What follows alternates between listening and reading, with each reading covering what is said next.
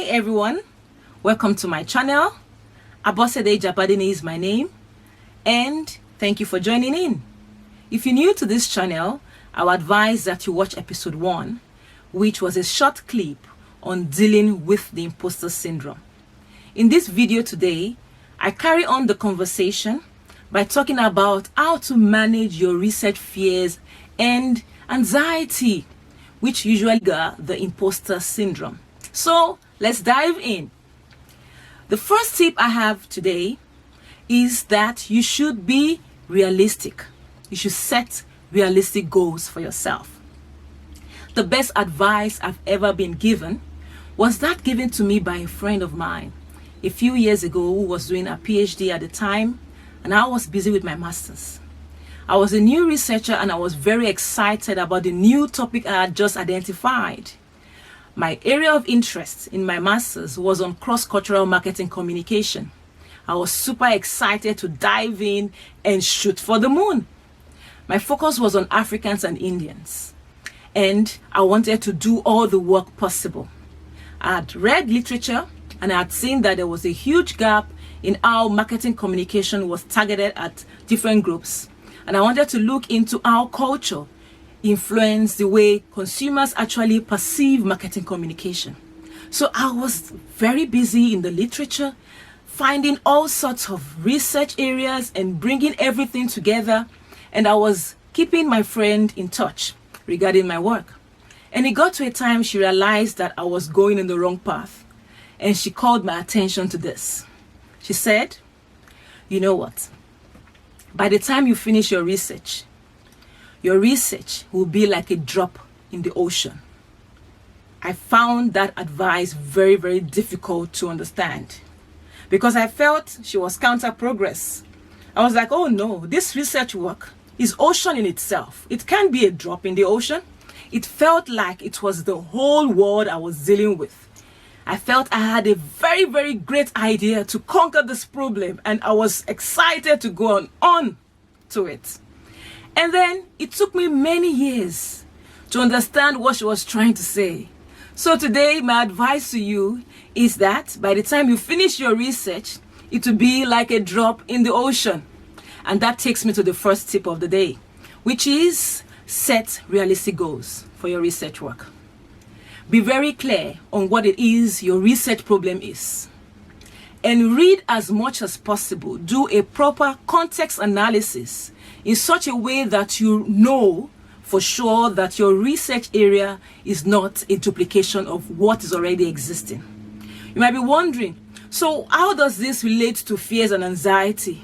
If you don't do a proper work at the onset, you get so overwhelmed or very, very scared when you realize that your work has actually been done.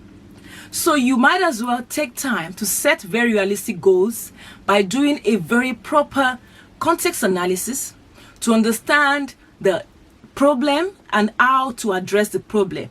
Get a very, very interesting scope for your research. Be clear on what you want to achieve with the research. And as you move on, make sure you overcome the temptation of adding more work to your research. There's a lot of work that has been done out there. There are so many resources out there on your research. Many professors have published a lot of resources out there. Many doctors, many upcoming researchers have also done a lot of work. Many practitioners have also published reports in your area.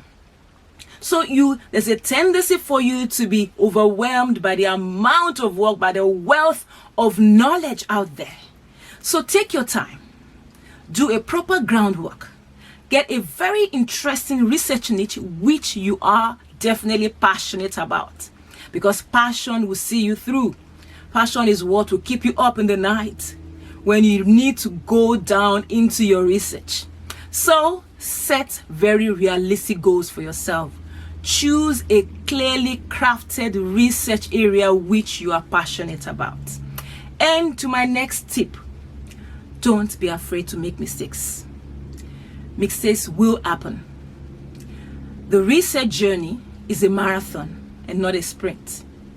So be very clear from the onset that you will make mistakes. There will be times when you will realize that whatever you were working on, probably a framework you were working on, was actually not the right one. You have to be willing and flexible to go back into your work and retrace your footsteps. So don't be afraid to make mistakes. Research work is a marathon and not a sprint. It is a journey. So be prepared for mistakes. My next tip is around staying in your lane. Yes, staying focused on the path in which you have started in. There's a tendency for you to want to add on to work that you have already started. Be careful not to add on too much work, because that is what causes anxieties at the end of the day. So be careful to stay in your lane. Do not be intimidated by the progress your friends or colleagues are making in their research work. Remember, you are unique. Your work is also unique. No one is thinking in line with your thoughts. Your thoughts are unique. God has deposited special talent in you, which is not in anyone. Therefore, your research work is very unique and it's very, very original. So do not compare yourself with others. If others are publishing and you're wondering why you're not, just keep focused. Stay in your lane because you are trying to know the terrain. And speaking of terrain, in research work, we try to join in conversation. And there's no way you can join in the conversation if you do not know the terrain. It's just like you coming into a discussion and you probably did not know what they were saying, and you probably say something that is out of context. That's the same thing that happens in research. You need to understand your context. Know how things have been applied previously so that your work is original and interesting. You would also need that help when you're ready to publish your work. So stay in your lane, stay focused, go in depth into the specific area that you have chosen. Remember not to be intimidated. There's a tendency to want to match your progress in line with what other people are doing. Make sure that your self-worth is not linked to your progress. They are two different things. What I have realized over the years is that there's a tendency for people to associate their self-worth and identity with their work. So it means that their self-worth and identity go in the same direction as their progress. That is very dangerous. You don't want that for yourself. Separate your identity and self-worth from the work you produce or from the amount of work that you have done in a specific time.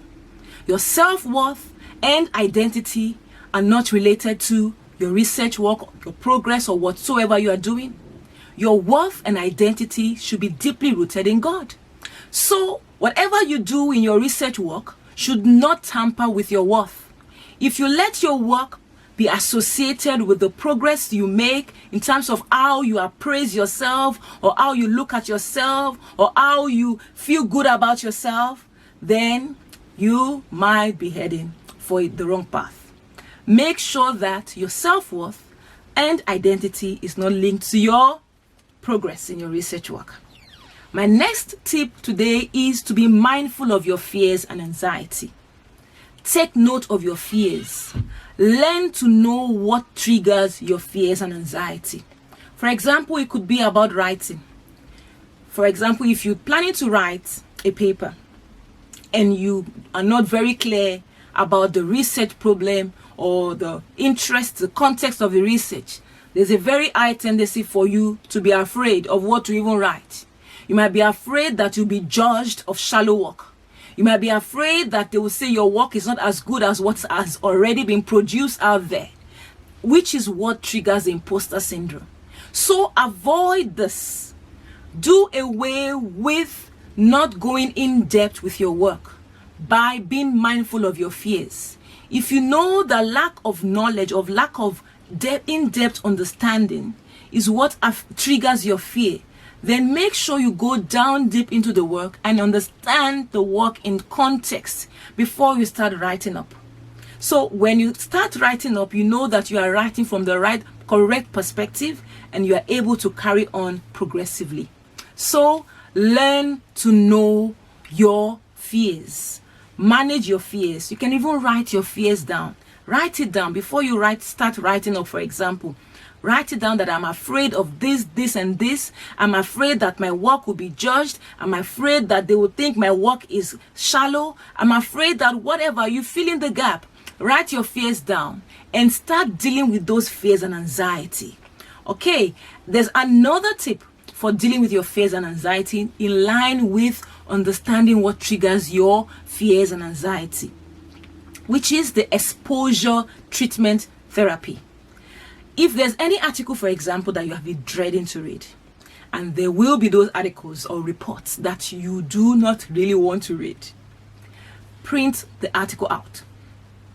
Print it out and put it in your face. Put it in a place where you can see it. You can put it on the kitchen counter. Put it in your handbag or in your laptop bag. Take it with you everywhere you go. Let it be in your face. Then once you've been able to achieve that, try and break the work into smaller chunks. For example, you can choose to read the abstract first, which is my advice, to start with the abstract. If there are any strange words or technical words in the abstract, be sure to look them up before you carry on reading. Once you're done with that, you can then fix a time when you will read, for example, the conclusion. And then before you know it, you are able to know whether the paper or article report is actually relevant to your research or not. And if it is relevant, you then know that there will be another time that you read the introduction. It could be just 2 paragraphs in the introduction. And of course, reward yourself. Remember to reward yourself. You should have a reward chart. If you've been able to read the abstract and you understand it, give yourself some points. In that way, you'll be motivated to carry on during the work and you find your work interesting. You see? So research can be fun and interesting if you only get a few tips here and there. And you don't have to be afraid about your research work. It's your work, remember, and it has to be a work that you are passionate about. If you're passionate about something, you should be willing to do whatever it takes to understand and do it well. So do not focus on not achieving your goals. Don't focus on what you cannot do. Rather focus on what you can do. Focus on what you know. I'll say that again. Focus on what you know and then hone your skills. Go in depth into your work. Be very close to your supervisor or manager. Make sure that they are always in touch. Make sure that they are always up to date with your progress. And of course, you can be very sure that if you try these tips, you'll be less afraid of your research. You'll be more excited to do your research work. And you, of course, you'll be willing. Be true to yourself. Know what you like. Know what makes you tick. Do not learn to take on too much work that you are not passionate about. Be true to yourself. Be true to the progress you are making. And be true to your line manager or supervisor about the work you can deliver at certain times. Do not overpromise. Rather underpromise and overdeliver. That will help you a lot in your research work. It's better you underpromise and then go to the drawing board and start doing the work much self. So be kind to yourself. Do not judge yourself. Be aware of your fears. And I hope you have learned a few tips today. So let's do a recap. First of all, I talked about setting realistic goals. And secondly, I talked about you not being afraid to make mistakes because research work is a marathon and not a sprint. And thirdly, I talked about you staying in your lane, focusing on your work and staying on the path.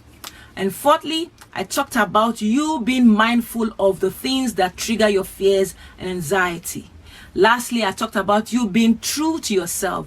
Know what you are passionate about. Do that. And I hope you have enjoyed today's video. Until next time, take care of yourself and see you. Remember to like, subscribe, and share. Take care. All the best. Bye.